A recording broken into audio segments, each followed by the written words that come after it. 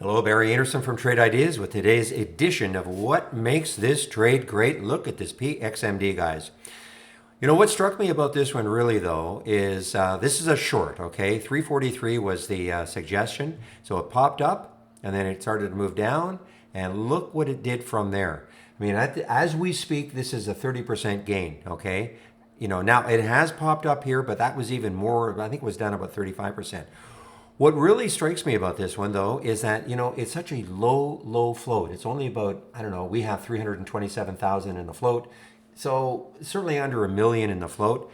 And yet it has not had any massive gyrations to the upside, which you would maybe expect. You know, some bottom fishers coming in and trying to pop it up with that float. Not even close. This has been basically orderly down until really that little bottoming tail there. I mean, that might set it moving higher, but you know, it would probably have to get over 250 for it to do that, or 260 for it to do that.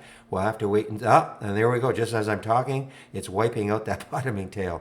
So this is, you know, so again, tremendous 32% now. 343 was your entry, 233 now.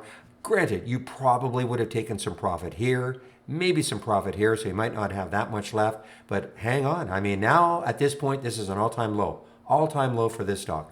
All right, everybody, I want to get back into the room and talk to all our test drivers. We've got over 1,000 of them. So we'll see you tomorrow. Bye-bye.